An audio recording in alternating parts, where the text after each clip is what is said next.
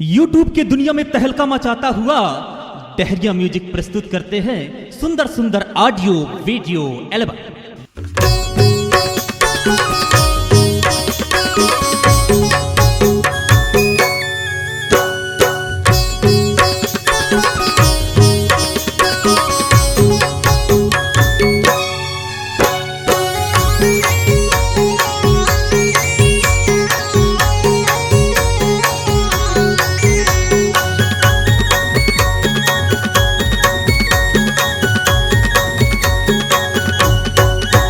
चला जुरी मिल के मनाबो जी गुरु बाबा की जयंती।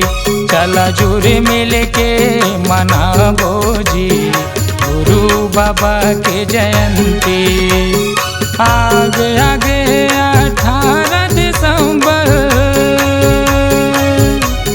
आगे आगे 18 दिसंबर, जगह जगह होते चौका पंथी, जगह जगह माँ होते चौका पंथी।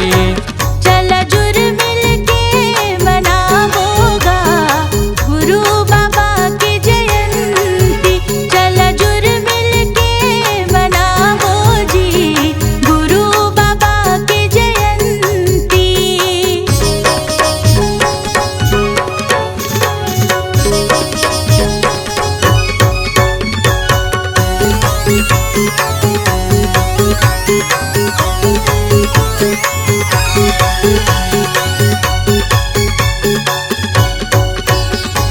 दीदी मरख लाओ पानी प्रसाद, गुरु चरण माँ जाना है। मन माँ आशा भक्ति जगालो, मनोकामना सिद्ध होना है।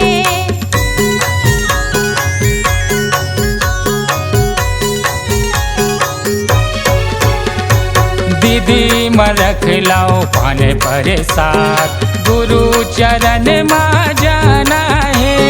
मन माँ आशा भक्ति जगालो, मनोकामना सिद्ध होना है। आगे आगे 18 दिसंबर, आगे आगे 18 दिसंबर, जगह जगह माँ होते चौका पंथी, जगह जगह माँ होते चौका पंथी। चला जुर मिल के मनावो जी गुरु बाबा की जयंती। चला जुर मिल के मनावो जी गुरु बाबा की जयंती।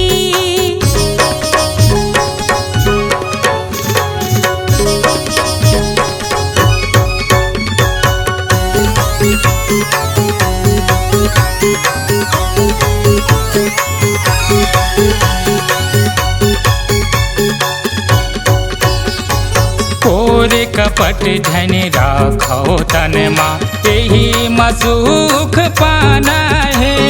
माता पिता और दिन दुखिया के सेवा के फर्ज निभाना है।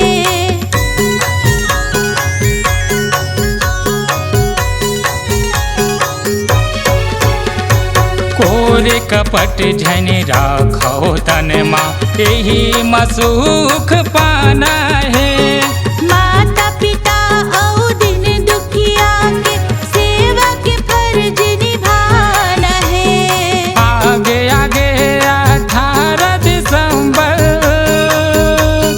आगे आगे 18 दिसंबर, जगह जगह माँ होते चौका पंथी, जगह जगह माँ होते चौका पंथी। चला जुर मिल के मनावो जी गुरु बाबा की जयंती। चला जुर मिल के मनावोगा गुरु बाबा की जयंती। आगे आगे 18 दिसंबर, आगे आगे 18 दिसंबर, जगह जगह माँ होते चौका पंथी, जगह जगह माँ होते चौका पंथी। चला जुर मिल के मनावो जी गुरु बाबा की जयंती।